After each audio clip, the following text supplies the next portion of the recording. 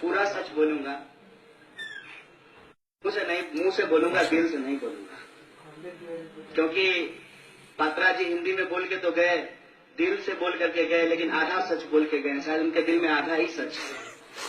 वो बोले कि ये माँ दुर्गा की धरती है, बेशक है, और माँ दुर्गा की जब पूजा होती है तो बेश्या के घर से मिट्टी लाई जाती है, और समाज को यह बताया जाता है कि जिस देवी की तुम पूजा करते हो उसी देवी का एक स्वरूप किस स्थिति में अपनी जिंदगी जीने को विवश है, यह बात भी एक साथ बताई जाती है। महिला का दो स्वरूप दिखाया जाता है कि अगर आप देवी की पूजा करते हैं तो देवी का सम्मान भी कीजिए, और आपके समाज में अगर किसी को वेश्यावृत्ति करनी पड़ती है तो ये क्यों करनी पड़ती है, इस पर भी सोचिए।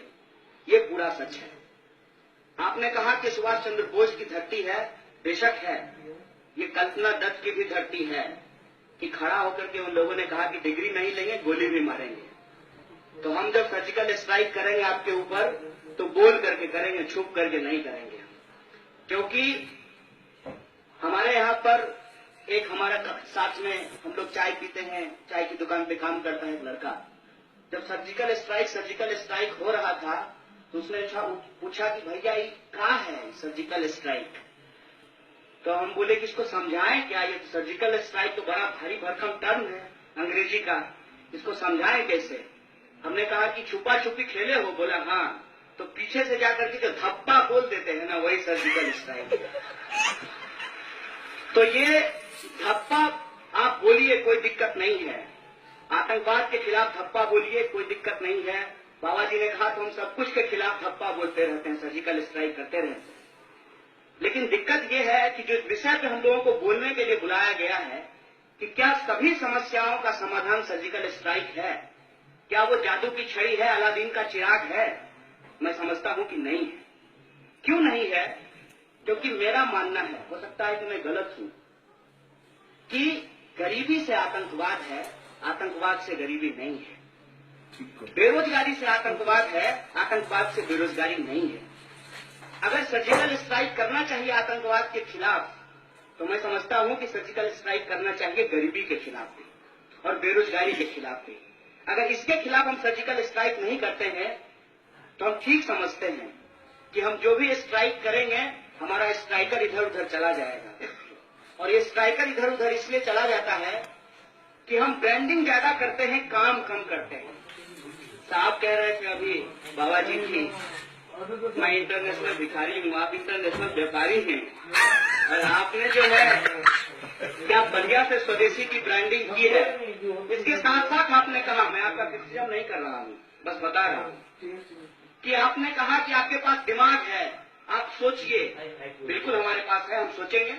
फिर आपके कहने पे पतंजलि का मंजन क्यों इस्तेमाल करेंगे? अपने दिमाग से सोच के करेंगे।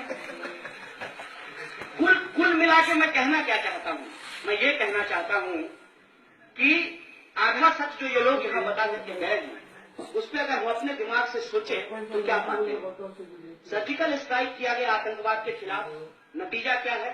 उसके बाद 42 जवान मारे जा चुके हैं और अभी भी आतंकवादी घटनाएं नहीं रुकी है। हमारे पात्रा साहब आए और उन्होंने कहा कि ट्यूमर निकालेंगे। ट्यूमर है भ्रष्टाचार, और ट्यूमर निकालने के लिए गए, उन्होंने डिमोनेटाइजेशन किया। 100 से ज्यादा लोग लाइन में लग करके मर गए। बताइए, आपकी ये जो जान गई है ये देश के लिए ट्यूमर है, ये भ्रष्टाचार के लिए ट्यूमर थे, ये भ्रष्टाचारी थे। रिजल्ट क्या है? रिजल्ट क्या है? तब कहते हैं कि आप गरीबी की बात करते हैं, कास्टिज्म की बात करते हैं, मोदी जी गरीबी ले आए हैं, मोदी जी कास्टिज्म ले आए हैं। नहीं, तो मोदी जी तो आतंकवाद भी नहीं लाए हैं। मोदी जी अगर गरीबी नहीं लाए हैं तो मोदी जी जो है वो आतंकवाद भी नहीं लाए हैं। मतलब कहीं जो है हम अपने आप को बेचेंगे, अपनी ब्रांडिंग करेंगे, और जब कहीं जहां हमारा दाल नहीं गलेगा वहां हम अपनी ब्रांडिंग नहीं करेंगे। नेशनलिज्म से कोई दिक्कत नहीं है, पेट्रियटिज्म से कोई दिक्कत नहीं। हम सब लोग पेट्रियटिक लोग हैं। ये बंगाल की धरती है, यहाँ से अंग्रेजों को खदेड़ करके भगाया गया है। लोग जानते हैं स्वतंत्रता आंदोलन का इतिहास, और इनको पता है कि आरएसएस का कोई भूमिका नहीं रहा स्वतंत्रता आंदोलन के इतिहास में, इनको कहने की जरूरत नहीं है। लेकिन जब आप ब्रांडिंग कर रहे हैं हम आपसे पूछते हैं कि नेशन के लिए, नेशनल इंटरेस्ट के लिए सबसे बड़ा क्वेश्चन क्या है? क्या नेशनल इंटरेस्ट के लिए बेरोजगारी की बात करना नेशनल इंटरेस्ट नहीं है? क्या नेशन के लिए की बात करना, उस पर काम करना ये नेशनल इंटरेस्ट नहीं है? है और हमारे पास आंकड़े क्या है। आतंकवाद सर्जिकल स्ट्राइक के बाद नहीं बंद हुआ। आपने किया नहीं किया, कितना सही किया कितना गलत किया, उसमें हम नहीं जाना चाहते। रिजल्ट क्या है। उसके बाद आपने डीमोनेटाइजेशन किया, उसका रिजल्ट क्या है। लोग तो इस देश के इतने खुले हृदय के हैं कि आपने कितना 500 और 1000 का नोट छापा आपको नहीं पता है। जितना छापा उससे ज्यादा लोगों ने बैंक में जमा कर दिया। तो ब्लैक मनी कहाँ गया, ब्लैक मनी कहाँ गया। पहले आपने कहा कि हमने ब्लैक मनी के खिलाफ भी किया है, अब आप कहते हैं कैशलेस इकोनॉमी, पेटीएम करो। पहले ब्लैक मनी या पेटीएम। अगर ब्लैक मनी की एक टाइप था तो ब्लैक मनी कहाँ गया। जितना पैसा छापा उतना पैसा वापस जमा हो गया। तो आप कहते हैं कि 22% रेवेन्यू बढ़ गया है, 42% किसानों की आत्महत्या बढ़ गई है, इसका जवाब आपके पास नहीं है। आप आधा आंकड़ा देते हैं। 22% रेवेन्यू बढ़ा है, 42% फार्मर सुसाइड का रेट बढ़ गया है, ये आंकड़ा आपके पास नहीं है।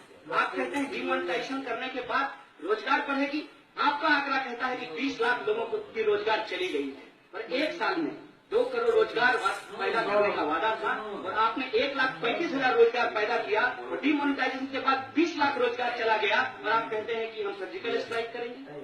उसके बाद जो कॉन्क्रीट सिचुएशन है देश के अंदर कि हर चीज को ब्रांडिंग की जा रही है, हर चीज को बेचा जा रहा है, नेशनलिज्म को बेचा जा रहा है। कुछ दिन पहले आप लोगों ने देखा कि किस तरीके से फोटो खिंचाने का हौर जो है देश के अंदर चला हुआ है।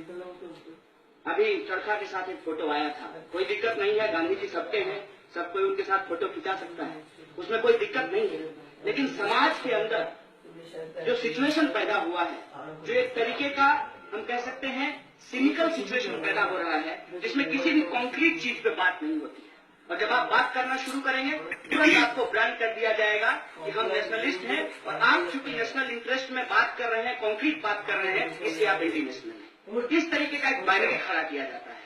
अगर ये सिचुएशन देश के अंदर है कि जहां बेरोजगारी पे बात नहीं होगी, जहां पॉवर्टी पे बात नहीं होगी, जहां किसान की आत्महत्या पे बात नहीं होगी, जहां जो विद्यार्थियों के साथ हो रहा है उनको पढ़ाई लिखाई में जो दिक्कत हो रही है और पढ़ने लिखने के बाद जो उनको रोजगार नहीं मिल रहा है, इसमें बातचीत नहीं होगी, तो इस सिचुएशन में मैं समझता हूं कि सर्जिकल स्ट्राइक सभी समस्याओं का समाधान नहीं है। और एक बुनियादी सवाल है, मुझे बताइए, कुछ दिन पहले कलकत्ता में एक पुल गिर गया था, उसमें कुछ लोग मारे गए थे, जिनके बच्चे मारे गए हैं, सर्जिकल स्ट्राइक से उनके बच्चे वापस मिल जाएंगे।